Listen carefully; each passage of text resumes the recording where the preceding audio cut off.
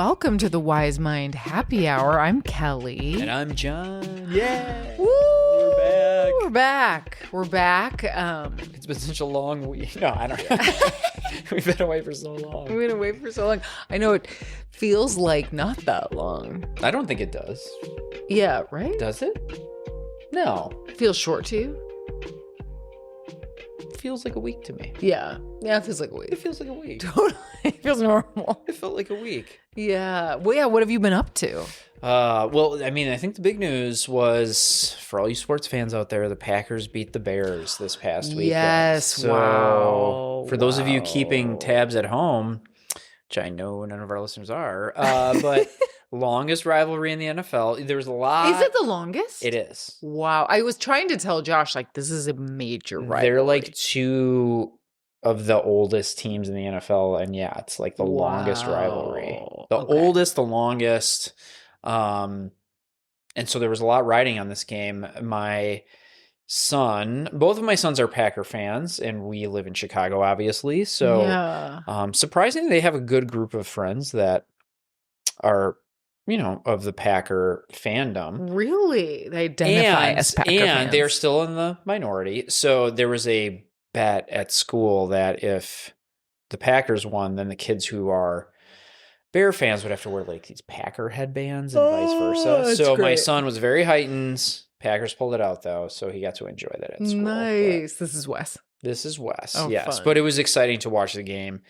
I got to watch it with Shane, my youngest, and so we were going crazy because it actually came down to the final play. So yeah, because we watched a part of it because we went to pick up our Christmas tree at my mom's and it was just on. Yeah. So Josh and I would never turn that on, but it was just there, so we were watching it, and I was like, oh wow, they're like picking up steam at one point. Yeah. Packers played well in the first half, and then the Bears came back. A little bit, yeah. It was a close game. That's so fun. I love that they had them wear the gear. That's cute. I know. So that was fun. It's always, because no matter how bad either of those teams are or how good they are, those games are just more heightened. Totally. With that rivalry, It's which is just fun. Yeah, definitely. Who's the Lions' biggest rival? Oh, probably the Packers. Yeah. Really? But the Bears are a bigger rival for the Packers than the Lions, is what you're saying. Probably, yeah. Okay. The Lions are small potatoes. No, I'm kidding. Just kidding. They're a sweet potato. They're a sweet potato. Just kidding. But yeah, we were doing that. And then my boys are like both in flag football. So it's like a very sporty. Wow. But I did take them both to the Chris Kindle market at Wrigley Field. Wow. How was it? It was fun. It was cold. It was cold, but it was a nice walk, and it was cool. The tree there is gorgeous. There's a huge tree right in the middle of it, and I love seeing Christmas trees. I think we talked about this last year on the pod, seeing people's trees in their windows and stuff. And now I'm sitting by your tree. Yeah, our tree's which looks great. Oh, let me zoom out on the camera. Although Josh I will put say, it up but wait, I entirely. will say, are you all, is this like a blank canvas that as you continue as a family, you're going to get more ornaments? Is that the idea, or do you want to keep it I sort of like it like this. Okay, you like it chic. Now, could I have a child and they say, Mom, I want this?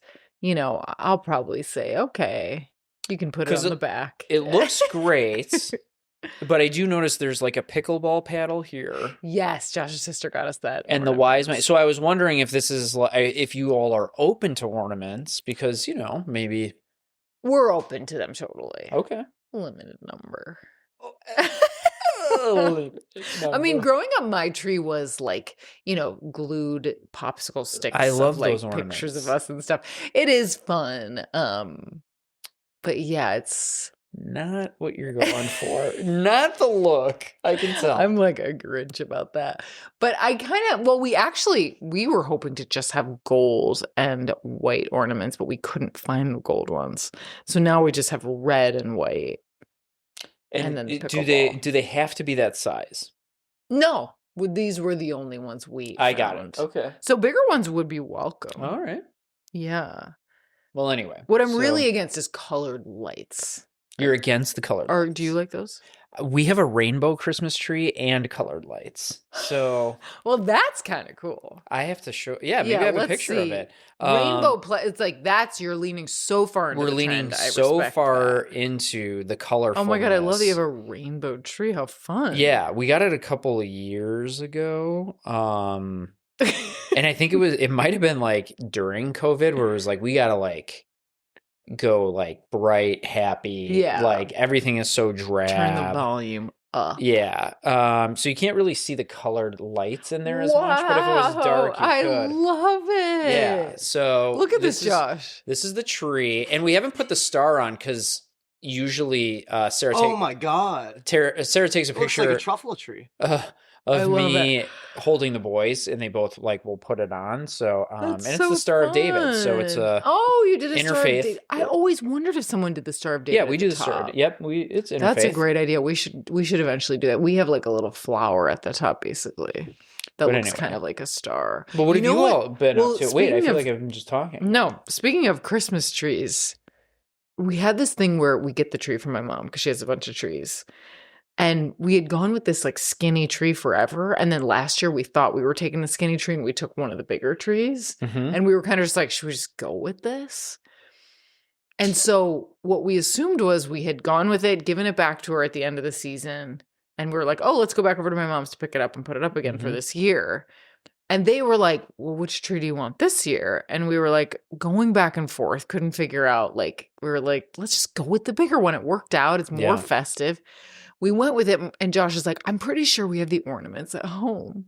And I was like, okay, great. My mom's like, well, I'll give you these ornaments in case you don't, whatever. Josh is like looking all around. He looks under the bed for the ornaments. He turns to me, he goes, there's a Christmas tree under here, under our bed. So you have 2 Christmas trees now? So we guess we never gave the tree back to my mom, and we just shoved it under our bed, which is crazy. And now we have that tree and this one under the bed and no ornaments. This is not the one you had last year. You had the other tree up last year. We had, I think, an identical tree to this. I was going to say this. That one is under our bed, but I do think it is identical to this. And also, for people who have listened a few podcasts ago, why is it in my resting place under the bed? Because I live there. Yeah, really. You're going to have to sleep next to the tree. That seems really rude. Or maybe it's just an empty box, and that is where that you is sleep. My bed. I sleep in the tree. I sleep in the tree box. Oh the tree's cozy. It is cozy. It's got warm limbs. Yeah. It's a little prickly sometimes, but I like it. It's a little prickly, but it's cozy. So yeah, like that was part of it. Well, what we did over the weekend was we hosted Josh's sister. Oh, she was visiting, which was nice.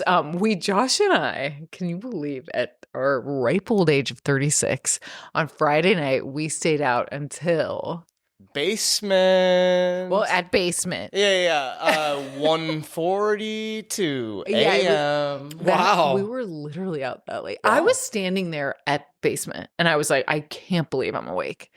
Wait, where is basement? So basement is like, it's new-ish. It's in the last definitely why 5 years, I think it came out. Well, no, because we did a friend of mine's 30th birthday there. So it's been there at least 6 years. Where is it? It's in River North, right across the street from East Bank Club, that gym. Okay. Yeah, it's like way down there, and is it a late night bar? Is it open past 2 It's open until 2. It's open until 2. It's a dancing bar. Ooh. It's dancing, and our wedding band was performing. Oh wow, cool! Isn't that crazy? A lot of wedding bands go there and kind of work out their stuff, live music. And it's live music. Yeah, nice. But it's kind of weddingy music, so it's great. But it's like, be ready for that kind of thing. So were you doing like one drink of alcohol and then one Red Bull to like stay? Well, we did have an espresso martini. Oh, there you go. Josh and I went to dinner, the two of us, and we had an espresso martini. And I think that's the whole reason we stayed awake. Because the next day, the entire day, I felt like I had taken an Ambien.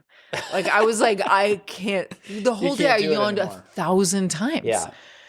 And I was like, even when we were on our way to dinner, I was like, I want to just be in my bed.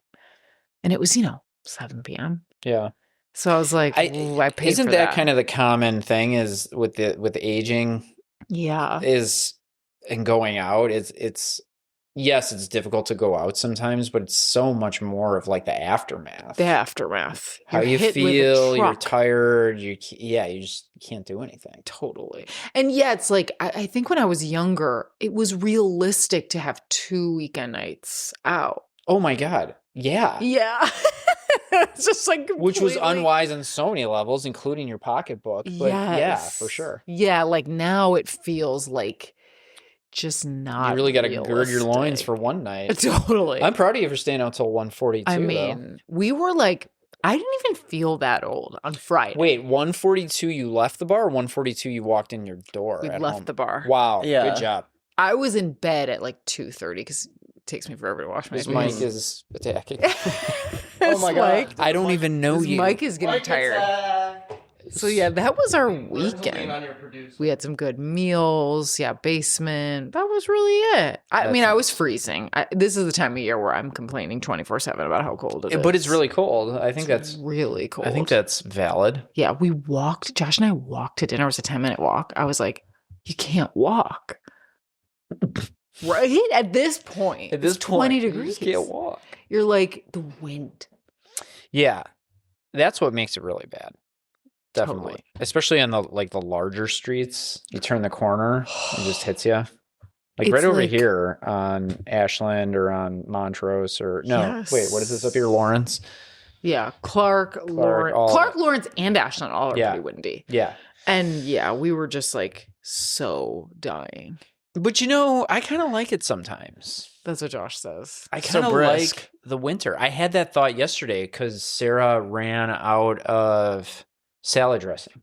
And so I was like, you know what? Like, let me just go out. And she was like, no. I was like, you're already in your pajamas. I haven't changed yet. Let me just run out. And it was like a little bit later. And it was like, I kind of like this right now. It's quiet. Yeah. Like, there's not a lot of people out. That's I like the true. winter. The city is sometimes. quiet. Yeah, there's things that's like Now, it's talk to me in cozy. January and February. That's when I'm like, get me out of here. Or March when we're like Yeah, March is shoveling bad. snow again. I know. Yeah.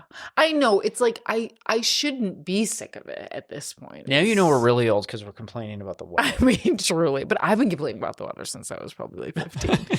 Like, it's just... Hate the wind. And so often if I'll tell a client that or something, they'll be like, so are you not from here? And I'm like, well, I'm born and raised in this hellhole. And I've never once enjoyed a winter here. Never. But in the summer here, it's so magnificent. It's like... True. You know, you can't win them all. You can't win them all. Yeah. But yeah, that was our weekend. So now we'll make a little segue into our guest today, who is the documentary filmmaker, Lisa Klein.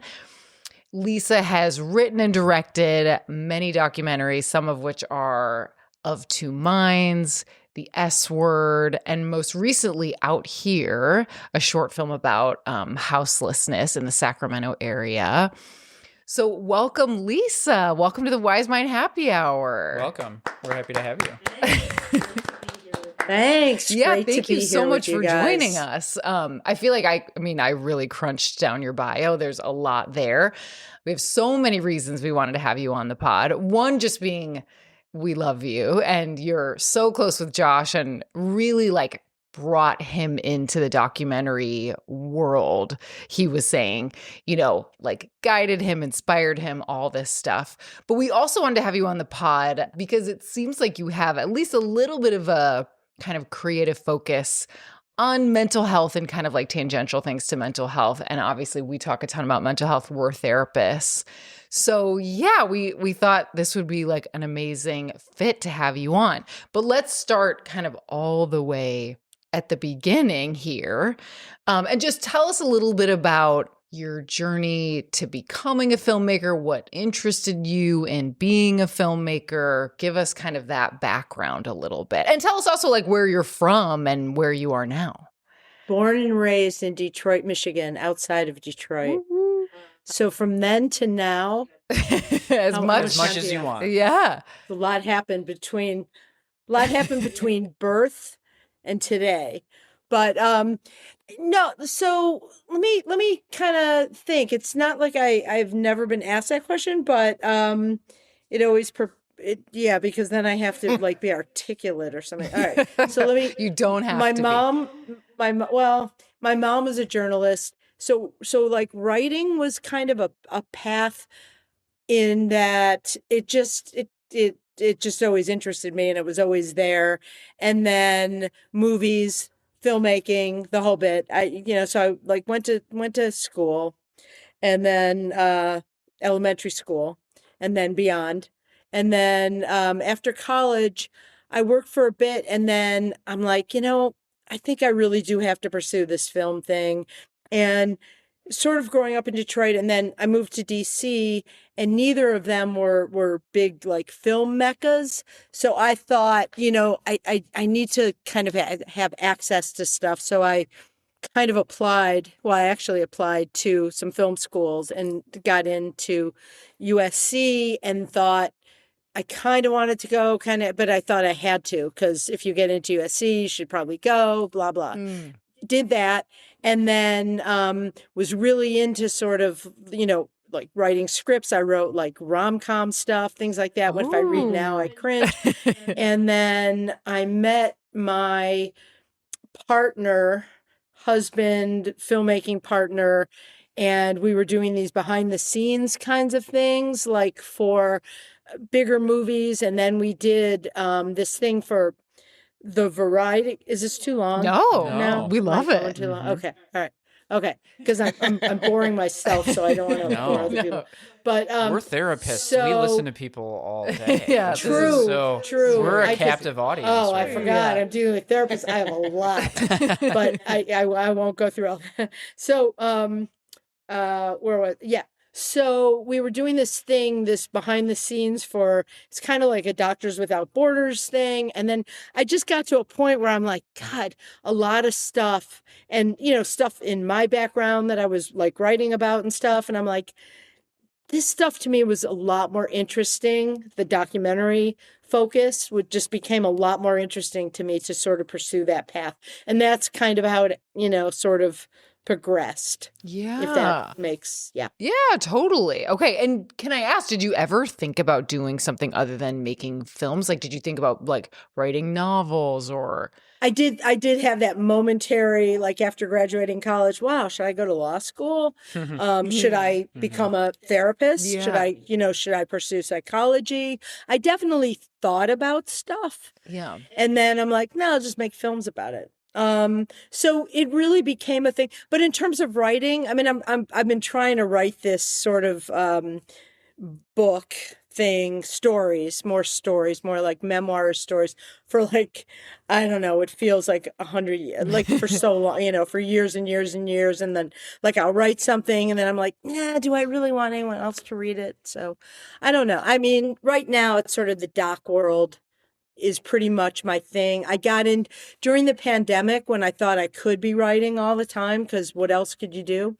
I started painting and then realizing, God, I really suck at this. So I started collaging over the paintings. Yeah. And then I got into that. So that's sort of my other thing. So, if I'm developing a doc or we're working on something and I need a moment, I'll go and paint a little. And these are some of your collages in the background of these are some back here. Right. Yeah, there's so some cool. I love it. Yeah, it's kind of like sort of the cat lady of collages. I just really during the pandemic just kind of went out of my mind. I was just doing a lot. I love it. Yeah. You know what's funny when you say that you're writing this memoir and as you read it, you don't know if you want anyone else to read it. I feel like that's almost like the sign of a good memoir, right? That it's maybe personal enough or, yeah, bringing stuff to the surface enough that you're like, oh, I almost don't want people to read this. Doesn't mean you have to publish it, but it makes me interested,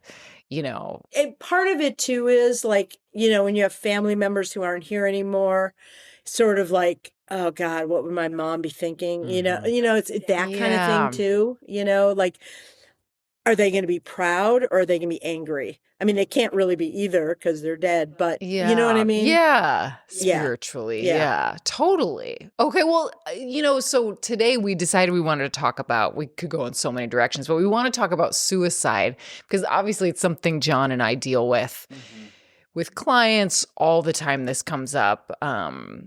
Is it a lot? Is it a lot for you guys? Well, yeah. What would you say? Yeah, I mean, I think that what comes up a lot in the work is probably more, from my perspective, like suicidal ideation. So having thoughts and how do we relate to those thoughts and just the shame related to even having them and providing a safe space to try to normalize and explore and have compassion that humans have thoughts like that, and certainly having experienced thankfully a handful of times people that have completed and having to process that as a therapist. And I do mostly group work, so I'm working on a team with other therapists, so how do we hold that space for the other therapists, but also confidentiality plays into it if other clients or patients are asking what happened to this person. So it's definitely something that is talked about. And the level of acuity that I currently work with, a lot of people are coming from hospitalization stays, from suicide attempts. So it's definitely at the forefront. Yeah. I think it does come more in the maybe like passive suicidal ideation thoughts, like having thoughts of doing it, but certainly creating safety plans with people and, making sure that family members and support are aware of, what's going on and what people are really struggling with or thinking about. So at least from my perspective, that's kind of where I see it a lot. Yeah. It's tricky. Yeah. And I feel like these days, in my practice, it's almost more of like something that like kind of always flows in the background a little bit.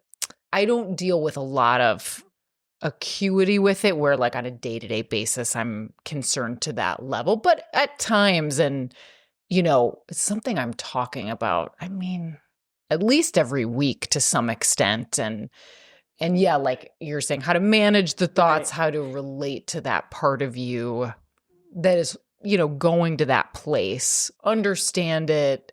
And a lot, and we'll talk about the film, but a lot of what the film does, like we do like a micro version of. But yeah, I mean, it comes up quite a bit in what we do. So that's why the S word is so incredible and powerful. So yeah, tell us a little bit about what interested you in that subject and made you want to make a film about it. Well, I'll tell you about that, but one thing to your point, when I was researching for the film, that was about like a year of just, talking to, therapists, talking to people who had ideated, people who had lost people, all of the different sides to this. And what really, really surprised me, there were a lot of psychiatrists and psychologists who said that suicide was a very small part of their education. And to me, it's sort of like you're going to be a cardiologist, but you don't learn about heart attacks.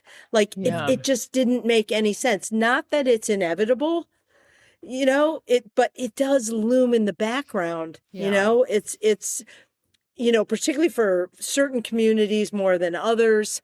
And it just, the fact that, the training for it sounds like by the time, like with you guys, it's different because you're sort of trained in that area, but finding, talking to people who weren't really like, okay, well, that was a semester or a portion.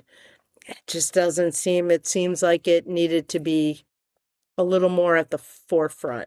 To that point, something I'll notice, especially this will be true with like certain clinicians or newer clinicians, the conversation of suicide just quickly becomes like a liability conversation rather than like going toward it and really exploring it, like teasing it out. It can be really scary. I think that's the benefit of both of us working in high levels of care.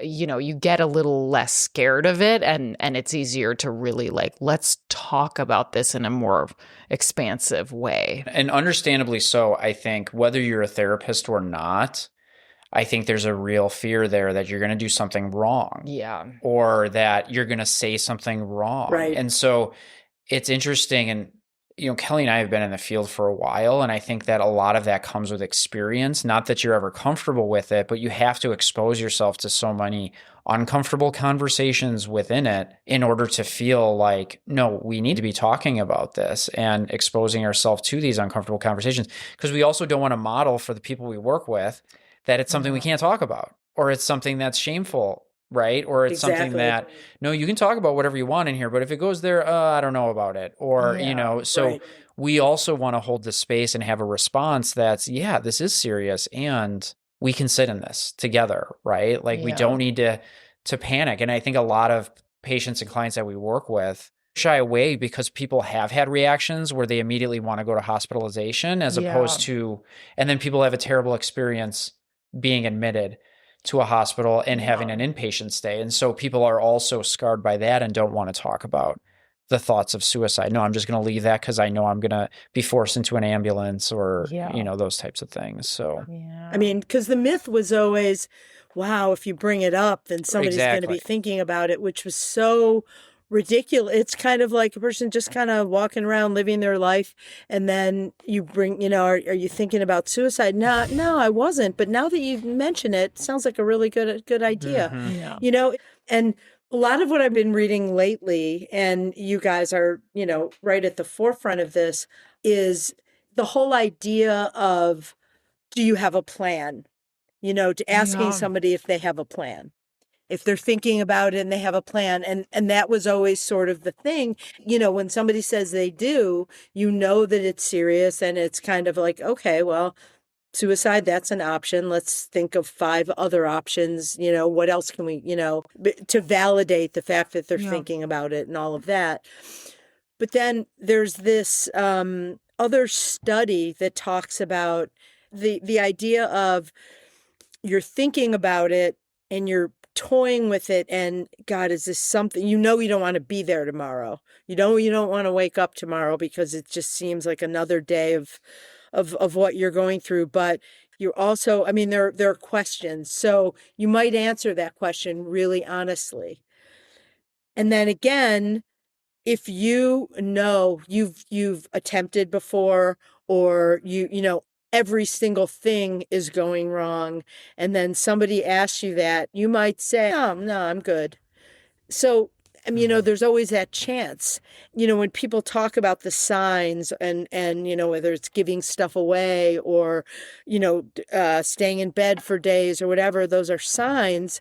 But there's also the sign of, I'm doing great. Yeah. Because I've got a plan. I have an exit strategy. Right. So that's when I just, when we were doing Q&As and we did like a long, like a 30-page sort of guide to how to talk about it. And, when we weren't there, when therapists weren't there. And so that to me seems like, it's all difficult, it's all complex, but that seems to me to be the hardest part. Yeah. And I think a lot of times patients or clients, there can be a sense of relief once in their mind they've maybe decided that this is that they do have a plan, and they have that where they might follow through with it. So there might be a sense of even, and they may tell you and they may not. Right. Yeah. I think when I was in grad school like 20 years ago, and I remember part of the like assessment was always, and I think Kelly and I used to talk about this, the idea of like asking somebody, well, do you have the means?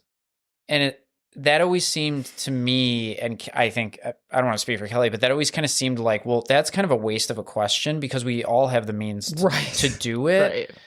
Like anybody has a bottle of Tylenol in there, so that was always kind of like, let's not put our energy into that because anybody at any given moment has the means to do this. I think nowadays it's more geared towards firearms for sure. Like, are those readily available in the home? But kind of the assessment process, I think, has morphed a little bit and changed from more hopefully open conversations than just like these like really specific ones, and then checking it off to make sure that you're not liable or something like that. Yeah. Yeah. It is such a tricky thing. And it's, I've found in my own work, like the ethos that's helped me the most is like just really calm exploration of any suicidal thought not being afraid of it. You know, like the more you could spend if it's there, you can spend a whole session. Like, tell me. And these days I treat it as a part, and we notice and like kind of talk to the part of you that is fantasizing about that, wanting that, clinging to that, or fearing that, or whatever it is. Because, yeah, like if it's comfortable enough, they usually will share.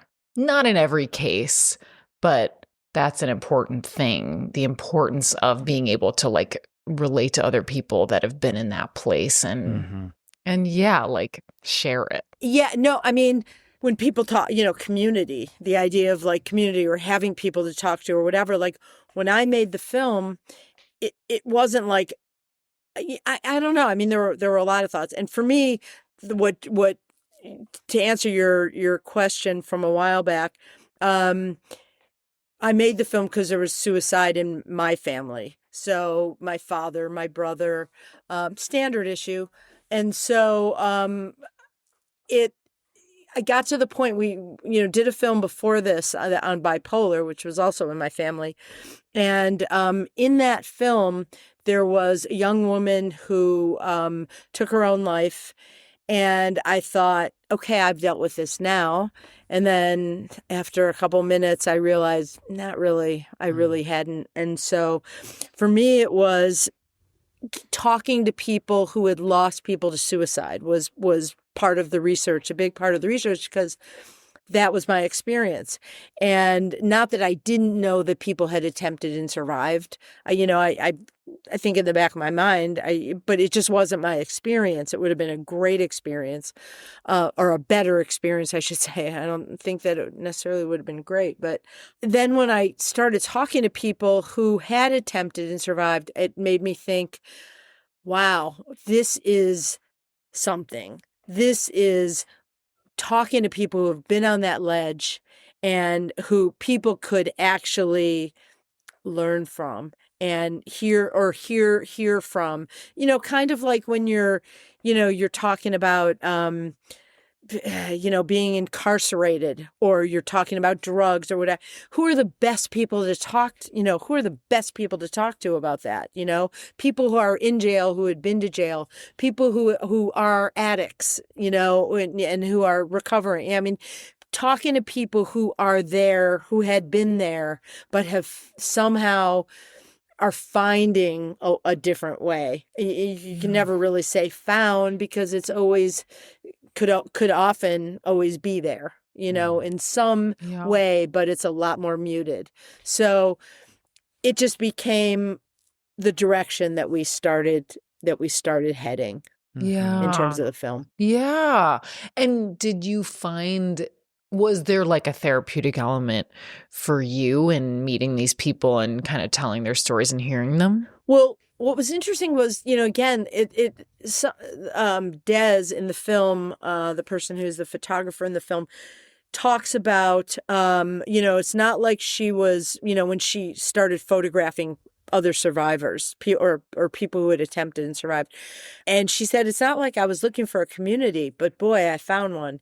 And it's not like I was making the film so I could find people who had been through what I'd been through, but I did. And, there were certain things, that people said that it wasn't like, oh God, I feel so much better. It wasn't like a catharsis necessarily, which people ask that question. Wow, was it cathartic to make the movie? And I don't want to say it was, and I don't want to say it wasn't, because I don't know. I mean, I'm still thinking about, but I do know that talking to a lot of these people on camera and off was really revealing and emotional and all of the things. And I think it did help. Yes. Yeah. I think if I really...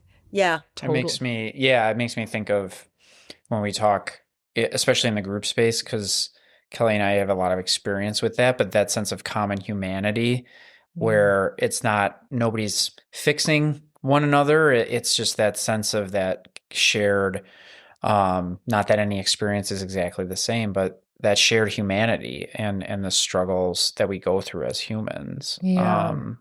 Which, yeah, it might not be cathartic or what you were looking for, and just that connection through that sounds really powerful.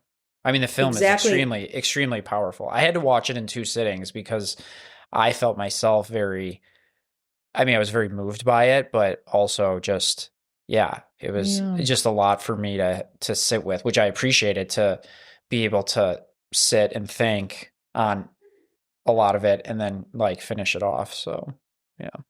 Yeah. No, I realize, I mean, it is a lot, and it's one of those things, particularly if you have lost somebody to suicide and it happened, it's fresh. I don't recommend it. Mm-hmm. And I mean, to watch it right then, Mm-hmm. Although there are people who have, and it's hard. I mean, it's hard, but maybe for some people it's healing, hopefully. I mean, I want it to be like when people ask, who's your audience? I would say, well, people who had attempted, people who had lost people, and everyone else. Yeah. Because I think we either know somebody, Mm-hmm. or we're going to know somebody, or we know somebody who knows somebody. And we may know somebody and not know what they're going through. Yeah. So there are just so many reasons, so many things. And I think, like what you said, John, too, I mean, it's humanity.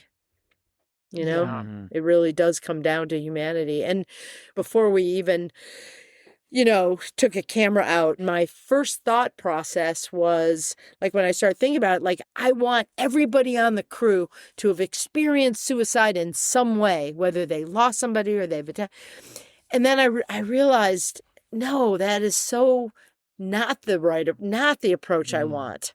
And, we worked with an editor, I won't name names, who had never been through that experience. And it was great because getting that perspective from somebody who really was kind of learning on the job about that particular those processes, was also really helpful to me, because you don't want to use inside baseball language, and you want the feelings, and you want you want stuff to be humane and universal, I think, as opposed to just speaking only to people who had lost people, or only to people who had been on that ledge. Yeah. And I wanted to go beyond that. Well, yeah, I thought it was interesting too, like the depicting the people who are survivors. And then the young man, I'm forgetting his name now, who did die by suicide. He was Are you talking about in the S word? In the S word, yes. The one who Brandon, yes. Right. And I thought that was so interesting, hearing his story and the supports around him, and a lot of their guilt, and like even the complexity of the grief in that situation. Because what did I miss? Yeah. Why didn't I? Why wasn't I? All of all of those questions. Yeah, I should have done this one thing. I should have done this. Why didn't I do that? That is common. Yeah. That with people who we interviewed and people who we talked to, that is very much a commonality. Yeah. And the guilt and stuff. And I would like to think that lessens with time, but at least for me, it's kind of like when you hear a song or smell a smell or taste a food or whatever, it brings it back. Mm-hmm. Yeah. It does bring it brings it right to that, right to that moment. And then, and then you go on with, life, and then, so it's yeah. Do you think making the film like changed any of your perspectives on suicide? And was there anything like unusual that came up? Oh yeah, I mean, we talked to so many people and so many things that we didn't want to get wrong, sort of not using the word committed, dying by suicide, that was a thing. And just there was a lot. I mean, again, could I have gotten into my brother's head? No, but talking to people, so it's hard to, kind of totally touch, but talking to people and where they were and how far they had gotten to the point of, and the idea of like, because there were some people like when they woke up and realized, well, I'm still alive. It was, I mean, some were grateful, but some were like, oh my God, I screwed that up too. Yeah. And so it gives you sort of the idea of, God, maybe you really didn't want to be here. But then there are people who are like, I was wrong. I need to be here, and like all of the things, all of the different sort of aspects of it, and really understanding because I never understood wanting to die, because have any of us actually been dead? And there's some people who might say they have and they're reincarnated, whatever they might be thinking. But for the most part, it isn't that. It is, as we said earlier, it's about not wanting to deal with this pain anymore. Yeah. And I think a lot of people, who go through, I mean, sometimes the world is really not a great place, and things don't go the way you want them to, or, but it's not as simple as that, because, Joe could lose his job, get divorced, and lose a pet, and still want to be here tomorrow. Yeah. Whereas, Fred has gone through all those things and absolutely does not, because Fred, there's something else going on. Yeah. Most likely. Yeah. Again, you guys would know, but there's most likely something else, whether it's, I know that, resilience is a controversial word, I mean, some people like it, some people don't. Yeah. So Yeah. it's just, there are just too many factors to make it easy. And I guess in terms of documentaries, the common factor is making films that have zero solutions. Yeah. Yeah. That speaks to me. I like that. Yeah. Totally. Well, yeah. And maybe not seeking a solution is ultimately it. And I like that about your films in general. So it was Out Here too, looking at like what of this is important for us to contact and understand and explore. Like it's something I was thinking about this as I was watching The S Word again. I was telling a loved one of mine about like working with suicidal clients and working in higher levels of care where you see that more. And they very like curiously, this wasn't like malicious or anything. They were genuinely curious, but they were wondering, like if someone really wants to take their own life, like, do you feel like you have a right to stop them from that or try to, and it was interesting. Like I hadn't really thought about that because there's so much we do that is, especially like I have a social work degree, and it's really about self-determination is such an important piece of it, and kind of a unique piece of like therapy that we do today. And I remembered thinking like kind of forming this idea of like, if someone on any level is letting me know that this is going on for them, there is some part of them that is at least ambivalent. And that's the only part we ever work with, because you can't ask someone to feel or be driven in a different way than what they actually feel. And if they're in great enough pain, I can understand that, and feeling like there can't be anything worse than this. I do have respect for that. And I think that's something important, to almost like respecting a suicidal part of someone, like it is trying to protect them from something that truly feels unbearable. And I'd like to think I'm not, telling them, well, you have to be alive anyway, but more looking at if there's any way that I've come to know this, they've somehow communicated it.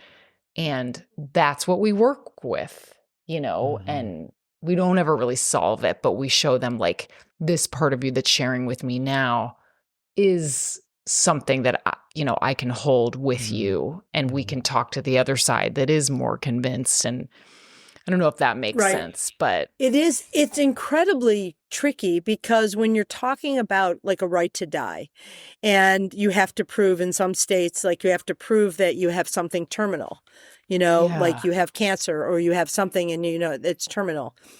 And if you have somebody with severe depression, let's say this person is in their 50s or 60s, I mean, they've been living with this forever and it's been horrific forever. Would that not be kind of a terminal illness as well? Yeah. Just here instead of here. Right. But it's all one thing. So, I mean, how do you determine that? And I think that makes it really difficult. It is a really tricky thing. And I do love that the film and all the characters in it, they had like a thread among all of them, but very unique kind of relationships to their like suicidal parts.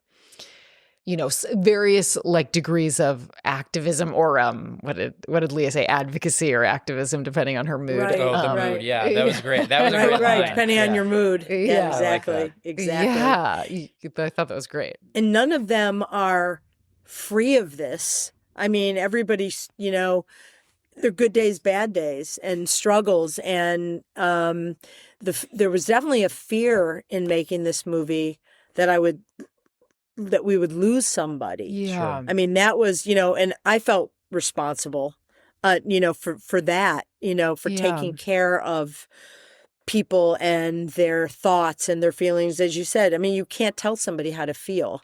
You can't like, when somebody tells you they're thinking about suicide, no, you're not. No, you're fine. Yeah. Like pull yourself up by your boots. Yeah. Like, no, you can't do that. Right. And, so it's sort of respecting, as you said, their feelings and where they are.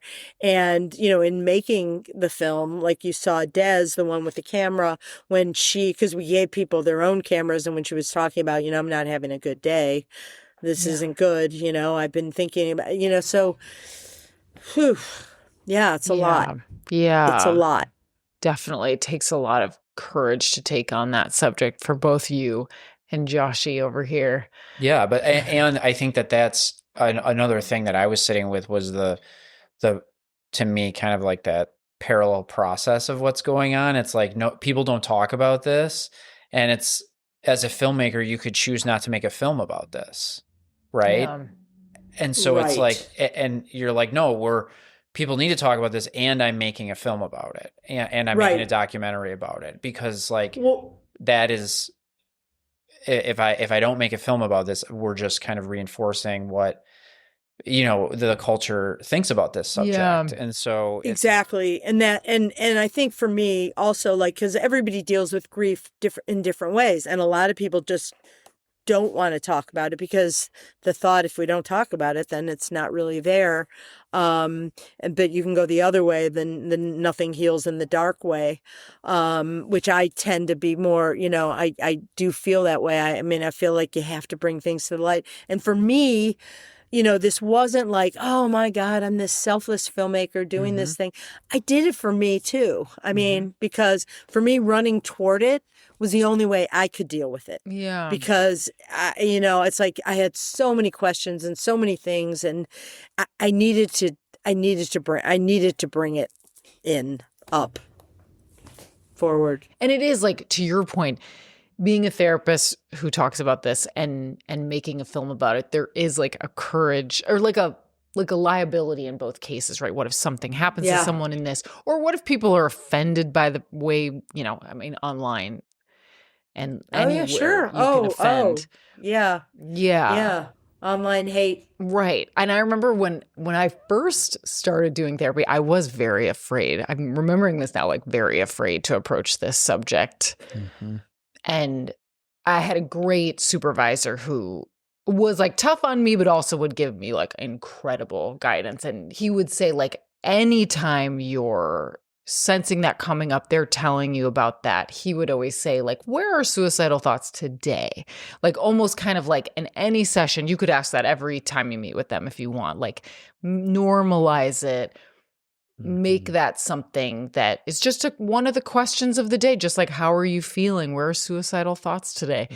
And over time, like, I got more comfortable. And I remember at some point thinking to myself, like, do I want to be the kind of clinician who's like worried about offending someone or getting in trouble, or the kind that's really focused on like what is helpful to this person, even if it's scary. And that helps me to go back to that because there is a little fear sometimes, you know, what's going to happen when I open this door. But I think a lot of people appreciate you opening the door. Yeah. Because they get to talk about something that's scaring them and they have somebody sitting beside them to kind of walk through it and hear them, you know, because they're afraid to tell their mother or their partner or their, you know, it's, yeah. But when they do, when they start telling people, I think that's a really positive step.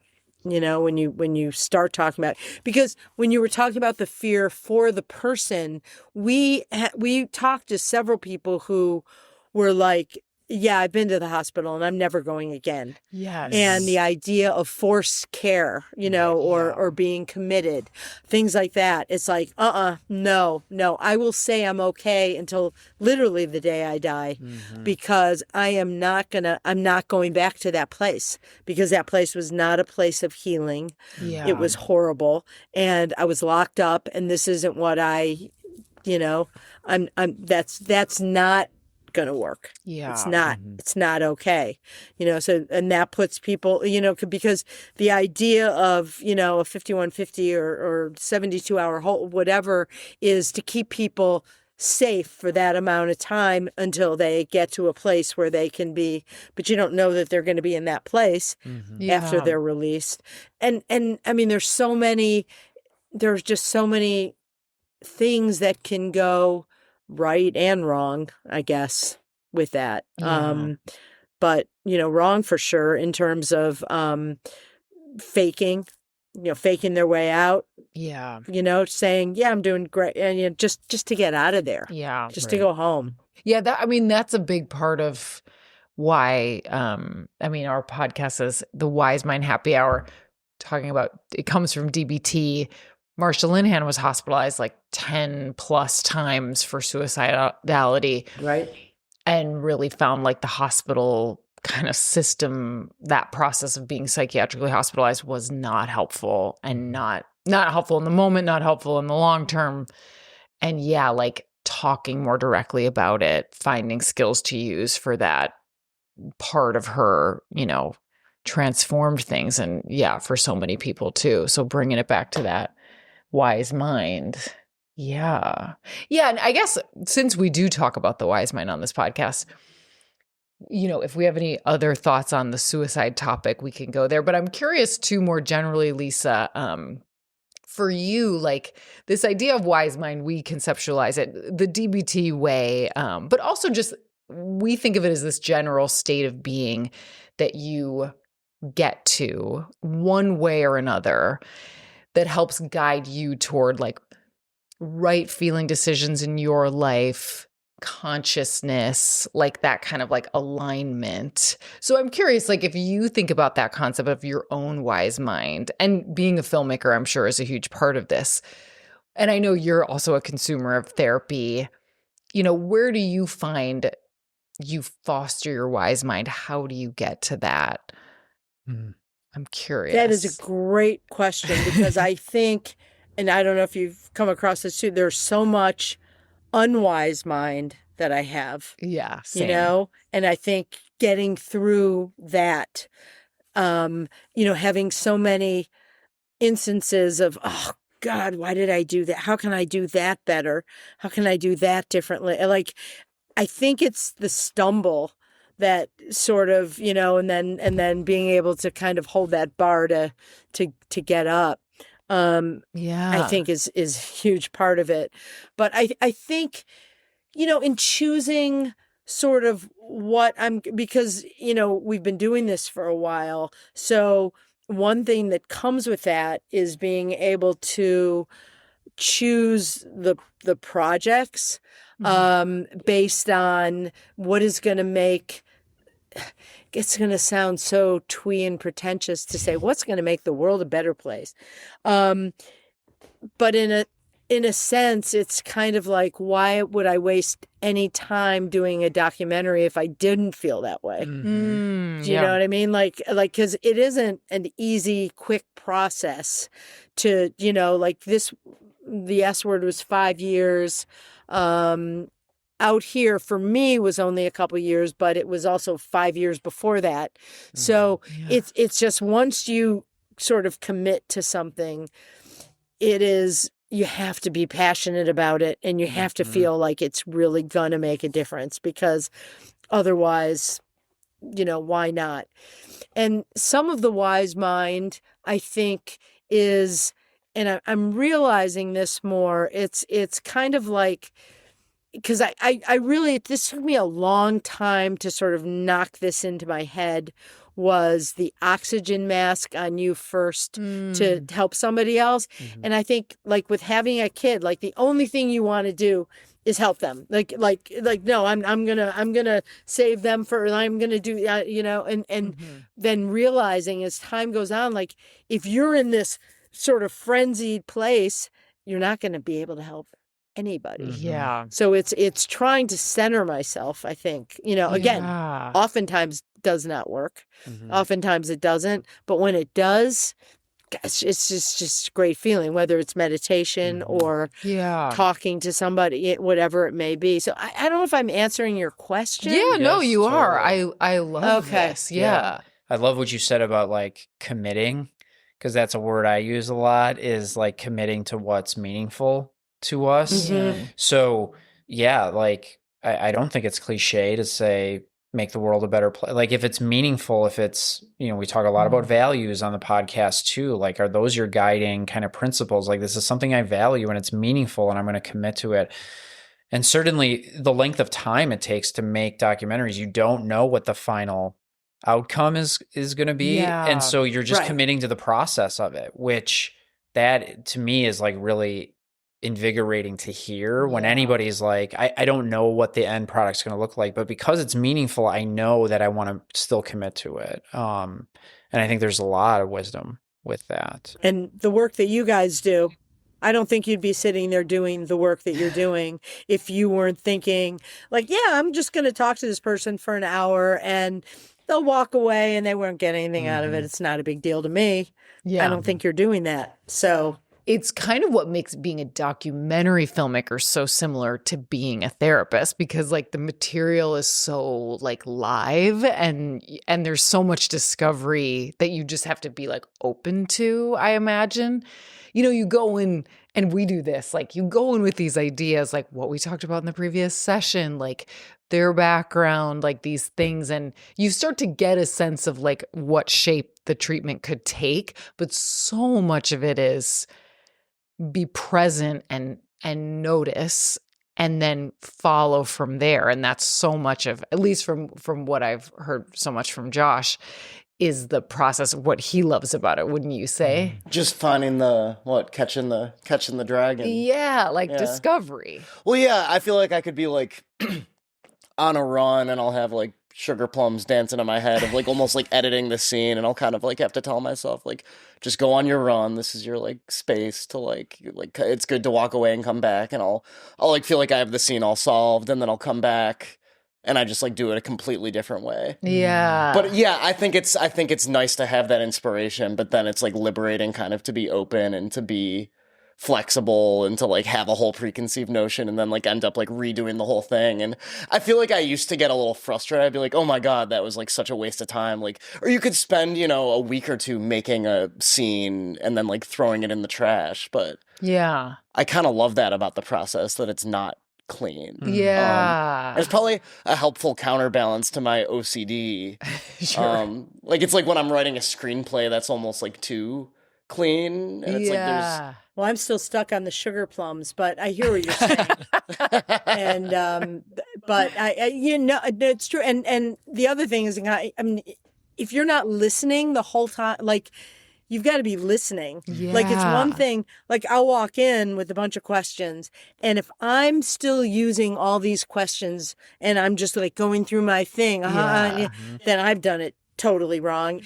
Like if you go in and you know that it's going to go this way and it ends up being that way, you've learned absolutely nothing along the way, because you have to be open to the direction that it's going to go. Yeah. You know, I mean, it just like, you know, I thought I'd be doing this film about people who had lost people to suicide, and that's what we'd be talking about.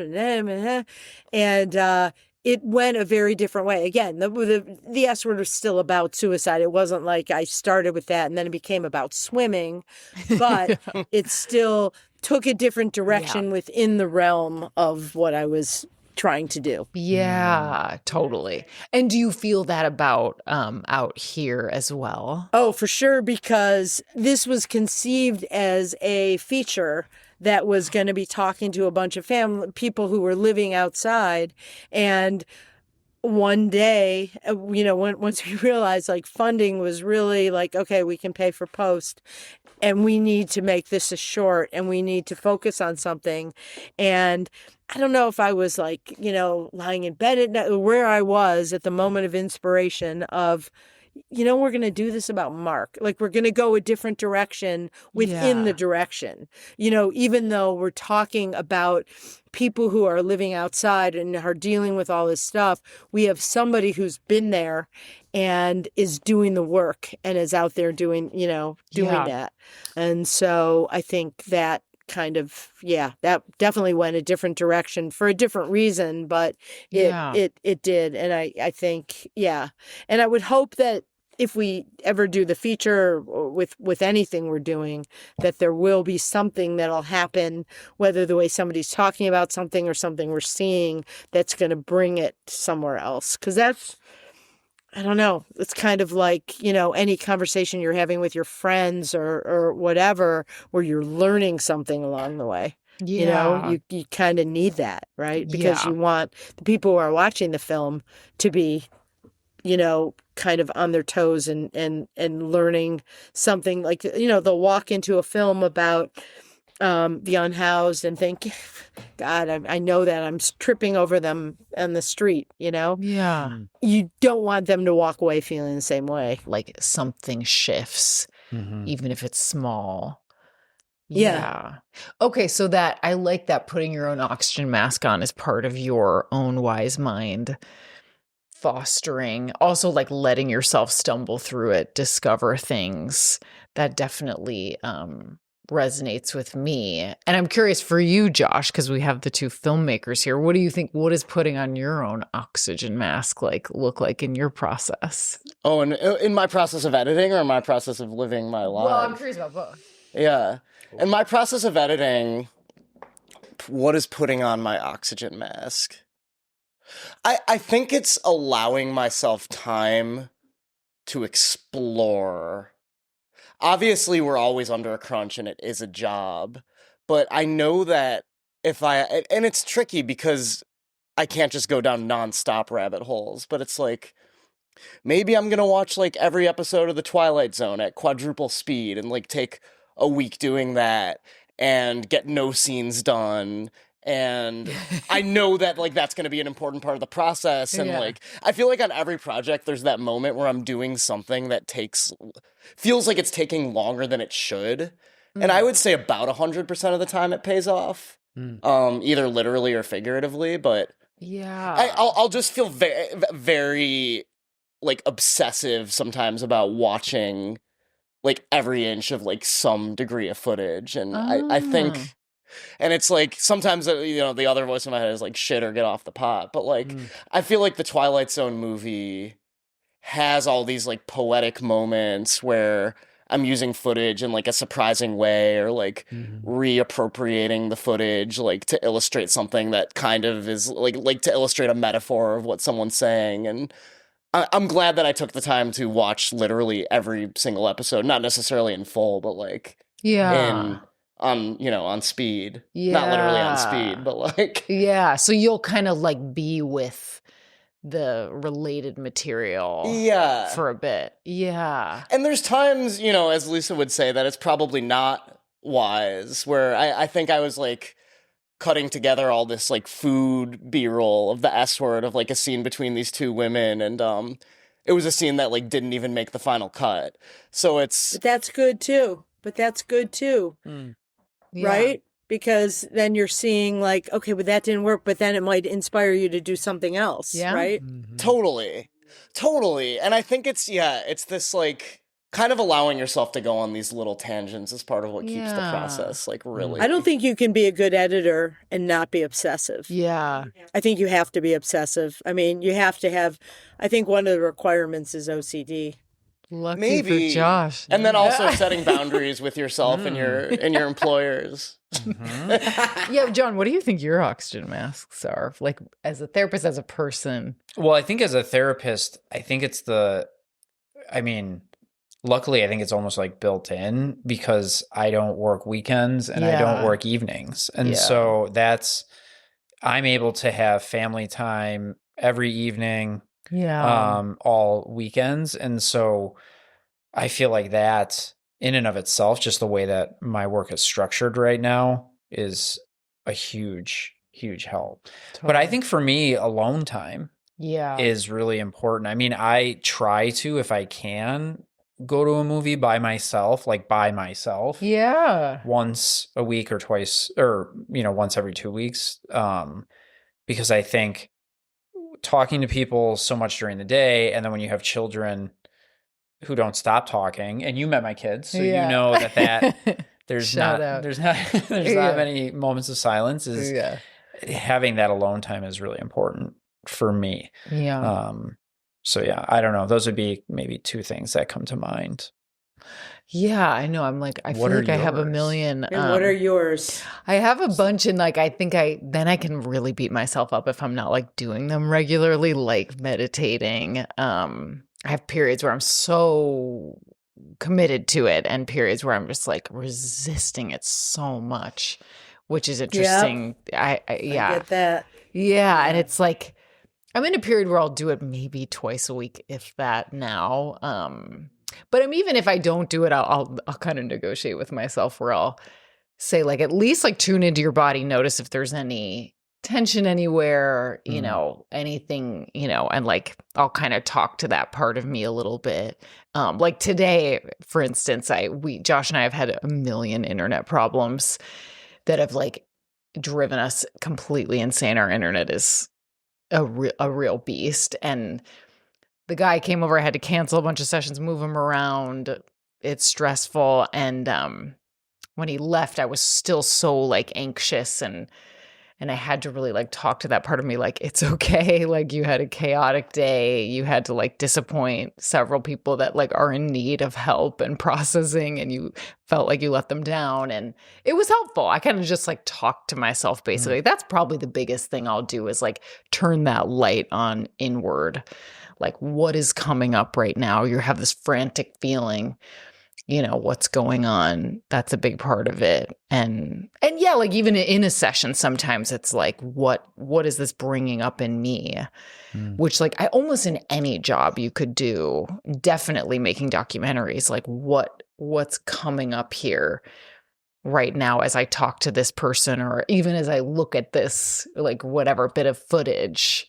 Like, am I inspired? Am I like creeped out? Am I whatever, and kind of like knowing about yourself in that. Yeah. I mean, it's just because, when you have that, you're better at probably everything, but, like John, you're talking about your family and having that time, you're a lot better probably to your clients. You're listening to them. You have that space. And, Kelly, like when you like I know when I was meditating all the time, I was so much better at everything. Yeah. And I need to get back to it. And I kick myself too for not doing it. Because I could say and I could think that, worry is one thing. Like you worry about it. And if it doesn't happen, you worried for nothing. You wasted all that time. And if it does happen, then so what? You worried about it and then it happens and it's double worry. So, what's the point? And I love that philosophy. And lately, I don't live by it often enough. I know. Yeah, it's that, like, what is that adage? Like, you suffer twice when you worry. You suffer twice, right? Because you're worried, and then you find out, oh, that didn't even happen, so you worried for nothing, or you worried twice, right? Yeah. So there's no good reason to worry except being raised Jewish and knowing that you have to worry. I mean, that's, was a given thing. So Yeah. It's just a given. didn't have a choice. So I Yeah. could use that, I guess.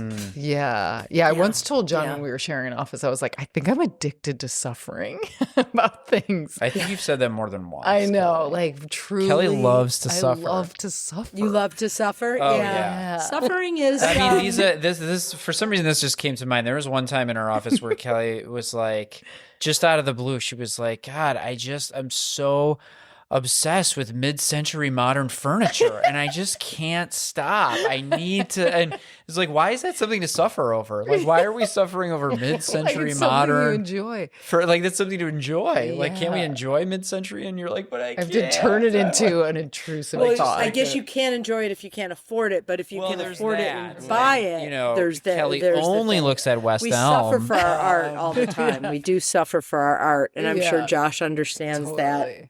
Totally. Yeah. Love to Yeah. suffer. So Love to Yeah, suffer. but Okay, well, this is great. This I mean, is great. do Yeah. you- Wait. No, I have one last question. Yeah, tell me. It's not that serious, though. Okay. Is that okay? Can I ask you a not serious question? I'm a very serious person, Okay. John, And maybe you get this a lot. frivolity is not my thing. I don't Maybe you really get like this a going lot off on because tangents. But go ahead, try. I'm We'll see. always interested in people who are extremely creative, extremely just excel at their craft, which having seen 2 of your films, I know that you are. What are some of the quote unquote bad films that you like yeah. or guilty pleasures? Maybe you don't consider any film bad because you're a filmmaker, but I consider a lot of great. films bad. I love And that. Going to film school makes you obnoxiously But what are the ones that tearing you stuff like? apart. The bad ones that you like. Like it's so bad it's good bad maybe. ones. Yeah. Ooh, Josh, can you help me? You were watching all those bad horror movies during COVID. I need a lifeline. Can I phone a friend? Yeah, totally. Bad Josh, horror help me. movies? What those are all ones. What? Bad TV is easier. Can I Oh, give okay. you Yeah, bad give me Yeah, TV. yeah. Yeah, give me Yeah. TV. Okay, so I'm obsessed with John Oliver. I love John Okay, Oliver yeah. and I watch him all the time. So he was talking about the Real Housewives of Salt Lake City. I had never seen a Real Housewives show, but John Oliver, he's like, oh my God, it's off the chain, blah, blah, blah. So that, Okay. the Real Housewives of Salt Lake City is so ridiculous and bad, and they fight all the time and they hate on each other and they talk about each other and then they come back together. Love it. Okay, so you're a card-carrying Love it. member. Are you going to revisit all of the Housewives now? Or is that just No, your zone? absolutely 100% no, Got it. because I suppose if I was retired and had nothing to do, maybe it's too much of a time waster. Yeah. But in terms of bad movies, movies, I'm far more critical, and I can't say that I liked a bad. Let me think. Like a trash. Oh. How can I not say that?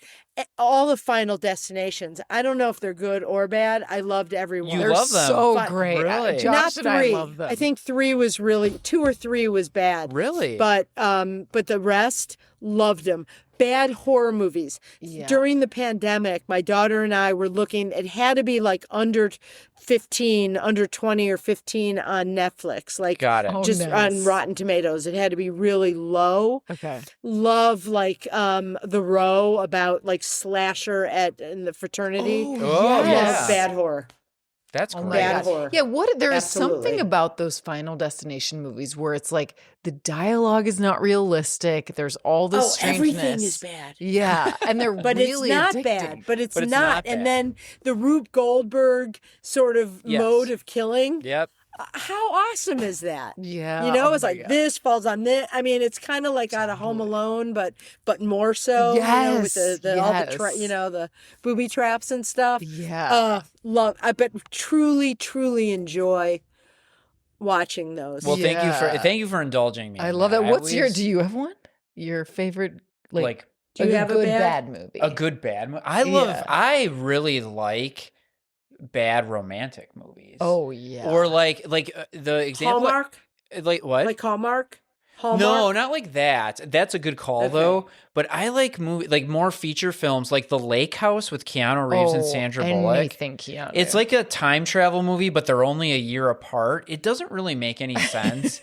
Oh, I love when things don't make. But any it's sense. like, That's for some great. reason, I like love that movie, and We have so to it could watch be a that. rom-com or just a straight up like romantic movie. But Yeah. those, for some reason, they really, I don't know, I like those. Those are great. Big Or like Sky. the Big Sky is a really bad TV series. Big Oh, Sky. yeah. Finally, Reba McEntire was in it. That's I'll right. say no more. Oh my Oh yeah. God. What was that? Yes. There was also that movie with like Deborah Messing where she like hires a guy to go to a wedding The wedding with her. date. The wedding date. Yeah, like those types of movies. Yeah. I like those movies. Yeah. That movie makes And does she end no up with him? sense. I mean, She does. but She she like totally rents him for this like wedding. She doesn't have a date, and so she rents him for this wedding in Europe, Right. and it's the hijinks that Yeah. occurs. Right, when- hijinks ensue. yeah, That's always it fun. ensues. Yeah. Yes, exactly. So Yeah. those are Right. I don't know. I like those types of bad Yeah. movies for some reason. Yeah. I don't know. Yeah. Like good- meet cute, but it's not super Yeah. cute. Yeah. Right. And I love Yeah. when it's not at all realistic. Not at all. It's kind of fun. Like, who greenlit this? Yeah. Or there's one called I think Little Italy, which wasn't even shot. Oh, I in- saw that. That was It's god awful. so awful, but Yeah. it's great. Yeah, it was great. It's why not? Yeah. Yeah, stuff like that I do like, and I do appreciate some Hallmark movies Yeah. because they you know, like you can relax because you know exactly what the formula is, and it's so ridiculous. Mhm. Yeah. And she leaves her job and to go to the thing, and then there's the old Yes. boyfriend. All the tropes. Right. Tropes are fun. Yeah. Tropes can They be fun. are. My Yeah. aunt, I Yeah. remember when certain people got elected, my aunt was like, I'm canceling every channel except Hallmark and I'm never watching TV again. And I was like, that might actually be sound. Yeah. That actually might be wise advice. Yeah, that might be wise Yeah, mind. she didn't like Biden, huh? Oh yeah, exactly. That was that was exactly the election I was. Yeah. So I was. Kelly, do you have bad movies? I'm that trying to think. Have I said some to you? I mean, I think so many movies are bad. Geely? Yeah. I've never seen that one. Let's watch that. Which Yeah. one? Geely with which is Jennifer like Lopez? I don't Oh, I think never anyone. saw it. I never saw it. I'm Is it convinced that no one's Universally- seen it. Isn't that universally Ben Affleck? panned? Yes. Yeah. A lot of Ben Affleck movies would fall into that for me. Yeah, what would be? Except for Argo. Argo was pretty good. Yeah, Argo Some is of his a are great movie. That Yeah. I did really like that. Maybe it's just because isn't it Alan Arkin in it? yeah, Yeah, I mean, He's and great. John Yeah. Goodman, and I mean, there's just so many good. yeah. Goodwill Hunting. Goodwill Hunting was- is great. He has when he's on, but there's a lot of that like phony Boston accent. Oh yeah. I can't. Except I he's can't. from Boston. Except he's from Except Boston. he's from Boston. Yeah, But I guess the other actors in it, yeah. like yeah. the town. Right, like you don't like right. the town. I shouldn't say I don't like the town because I'm aware that it's a good movie. He directed that, right? Or no? Yeah, but it's The bothersome. lighting is so bad in here now. I'm just Oh. Oh, not that no, it matters the sun anymore. going But, down. oh my god. Kelly likes I bad just TV. looked at though. myself. I've been looking at you guys that are looking at the thing, and I'm looking at myself. I'm like, ooh. Okay. It's okay. Anyway, don't put this on YouTube. Let's just make it an audio. Okay, we'll make it Audio audio do what you only. have to do. Yeah, Do what you have to do. totally. But Okay, this was well, fun. This was so was great. fun. Thank you so much for joining us. Yes. This was amazing. And give us your plugs, like where people can find you. Your Instagram if you have it, that kind of thing. Well, Instagram, it's only like, what is our Instagram? I don't even know. Isn't it L. Kleinster but- Collage? Oh, there's Kleinster Collage. They can see the collage stuff. But I think everything might be Suidoc for some stuff. And then madpixfilms.com. Okay. And then the swordmovie.com. Stuff like that. Yeah. I think, But the Okay. S word is so, a couple of years ago. Okay. Well, we can and then link there's Mad Out Here. Pics. Oh, outheredocumentary.com maybe? I Yeah. don't know what that one is. Is that what that is? Is that what that one I am is? so Out Here bad at- Film, I think. Out Here Doc. Out Here It- Doc. It's. I'm getting all this doctor stuff. Yeah. Oh, I'm on If I were Bing. to ever get on hot ones, I would have a really hard time with the ending when you get to Totally. promote yourself. Oh my gosh, yeah. And you have like And I would need to drink a lot of milk and eat a lot of ice cream. But I don't think I have to worry about any of it. I So love that. Well, we will make you great drink hot sauce. great to do this. It was great meeting you. Yeah, so It's been nice fun. having you on. And we'll have to get Doug Blush on to give us his documentary Perspective on life. Perspective, yeah, his wise mind. Right. Well, good. Yeah. I think I'm sure he would love to do it, actually. Yeah, we'd love to have him. He's not very Yeah. chatty, so it might be tough, but We'll coax it out of him. No, that guy will talk. we love Doug. But He thank will you so talk. much. Okay. Okay, so now we're going to transition into our how wise is it question. Kelly, what is it? So how wise is it to get a real Christmas tree? It's the holiday season. What do they call it? Like a Douglas fir? Fraser Fraser fir. Douglas fir. Yeah. All the dad name for Yeah, it is like a dad name. Douglas. Michael Speaking of- Douglas for Michael Douglas. Michael Douglas fir. Oh. If they called it that, we might be having one Yeah. of those. Let's be transparent, right? I don't have a real tree. I Yeah. have a fake one. Yeah, us too. Last year we did buy a small real one for the boys. Fun. And it did make me reminisce and miss having a real one. Growing up as a child, my family did that probably until, I don't know, maybe until I was in like high school. Yeah. And fun. the smell alone is fantastic. Oh, that's it. It just smells so good. And I know nowadays you can get diffusers or candles or anything that Yeah. kind of has that smell, but having that tree and the smell in your home, it's really, really wonderful. It's heaven. And it's just such a warm feeling for me given like how I grew up, but we just haven't had a real tree and they're Yeah. so expensive. Yeah. How much do they run now? So apparently there is a place in the city that you have to now reserve Oh. before you even go there. You can't even like pick it out. You have to like reserve it so you have a spot because the trees run out so fast. Wow. And it was like $150, $175, something like that. Wow. I mean, it's a lot of money. Totally. You know. plus the cost of the tree. Well, that is the cost of the tree. You're reserving, you're paying that, and that's like all in. It's like a little Deposit. deposit. Yeah, I almost said a down payment. It's like a little deposit. donut. it's that too. Yeah. But I did hear something though that said how fake trees are so bad for the environment. Oh, really? Yeah, because they don't really Shit. So they're not like Josh's ears are gonna start they're bleeding. not like It's okay. We recycle, I think. you can't Yeah. like compost them or anything like Right. that. Whereas a tree, they have all the drop offs where they shred them and and it's a tree. and it's a tree. So it's part of the earth. It's biodegradable. It's biodegradable. It is That's the Mother word I was Earth looking for. herself. So that's also what makes me think, for me, is it unwise? Do I need to transition back to the real tree? Yeah. Well, I have so many memories of like, I mean, this could be straight out of a National Lampoon's movie, but Right. like, my dad like swearing about getting it in the house and Yeah, like it's too needles big. everywhere. My dog knocked one over one year Yeah. and it was just like water and branches. Oh, yeah. And once we got one that died before Christmas, the tree, Yeah, like we got like dried out. swindled by a place. Yeah. So we then had to get rid of it. It was Right. like shedding everywhere. We had to go get a new one. We had to take one year fishing wire,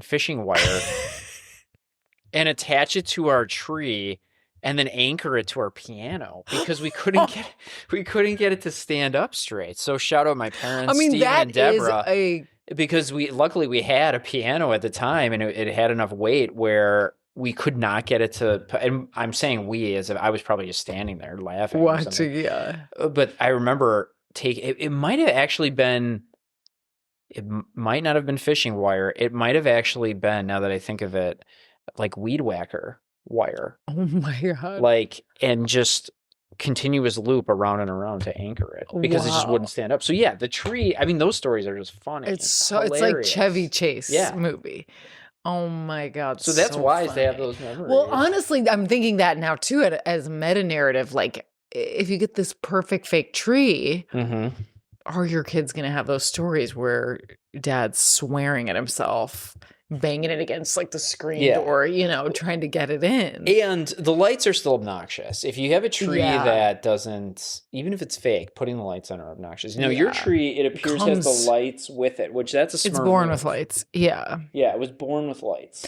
I know. And it's like, but there is something to like it being like a whole thing to get the tree. Well, actually, my sister-in-law, her family, and now my brother does this because they're married and he's like married into this tradition. They go cut a tree down. They actually cut it down. Yeah. Yeah. I think we did that one time. I think my family did that one time. That is dedication. Yeah. I think my And dad of course you have to got pay out for there. that too. Yeah. My dad got out there, did it. Wow. I mean, yeah, the fake trees though, they're full every year. They're not. It's like you just control all the variables, but it's like, Yeah. what's the fun in that? Yeah, that's true. But it's like for your sanity. I mean, I think to myself, because Josh, you're Jewish and you really don't have these memories, like for your sake, we probably should at some point get a real tree. I'm so pro at this point. So pro real. I love a mess. Yeah.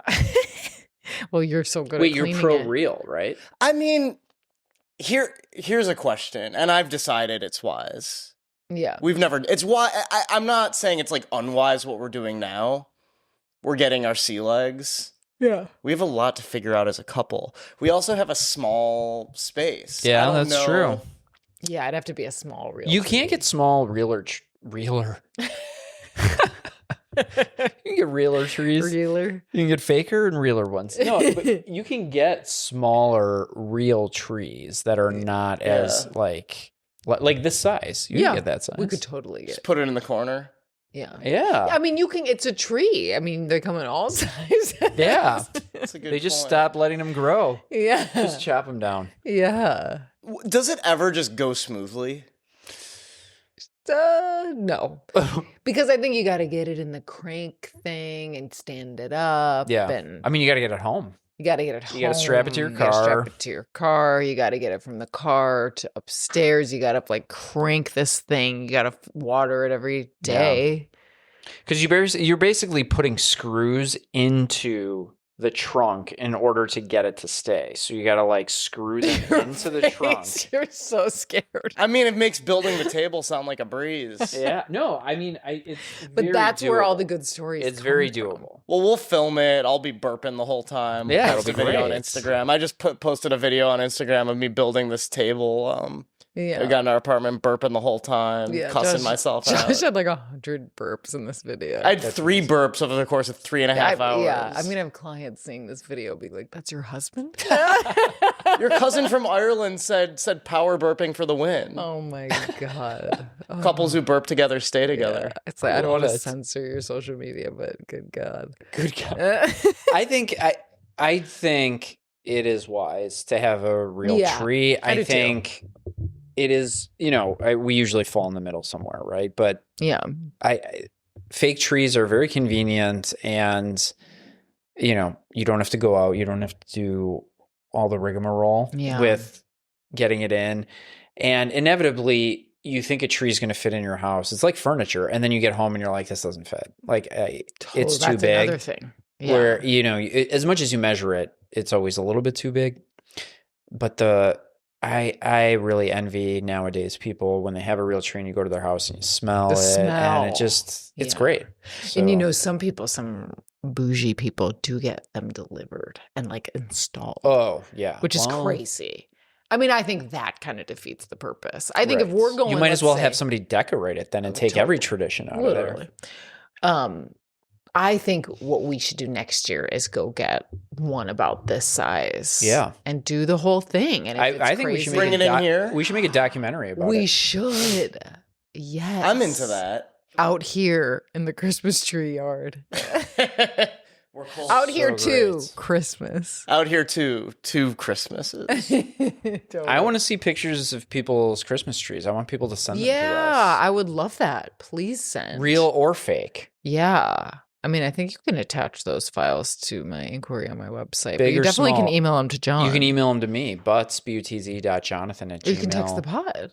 Yeah, you can text the pod. You can text me, direct message to me if you've got my phone number already. Just send me a text. Yeah, let us see your trees, especially if they're real, but also if they're not. Yeah, or if you even want to dig in the archives, maybe like an old picture of a tree. Yeah. Maybe some Christmas sweaters you're wearing, holiday, anything. Love it. Yeah. So get out there. Get a real tree. Yeah. Get a fake one. Get a real tree. Get a fake one if you have to. We both did. That's all for tonight. Don't be Let's sad, go. Kelly. We'll be back again. Call us. That was so text sad. us. Yes, call us, text We're us, send us lonely. pictures. Yeah. John's our only friend. He Send lives us under the topics. bed. I live We under the gotta- bed with the tree, so Yeah, we don't get out much now that it's winter. I'm please looking to text us. connect. If you want to reach me, anyone wants to reach me, you can find me at kkpsychotherapy.com and send me an inquiry there. You also can find me at my TikTok, at the podcast TikTok, Wise Mind HH Pod. Check out our clips and our posts on there. And how about you, John? You can email me at butts.jonathan@gmail.com. You can find me at joshbayerfilms.com. Bayer as in the aspirin, and half the clips on my reel are from movies that Lisa Klein has directed. So that's how you know it's really good. It's a shared reel. Well, thank you, everyone. Thank you, everybody. We'll see you. We'll be with you next week. Bye. Bye. Thank you, Blanket Forts, for Blanket Forts. Thank you, Blanket Forts. Blanket Forts. Bye. The Wise Mind Happy Hour podcast is for entertainment purposes only, not to be treated as medical advice. If you are struggling with your mental health, please seek medical attention or counseling.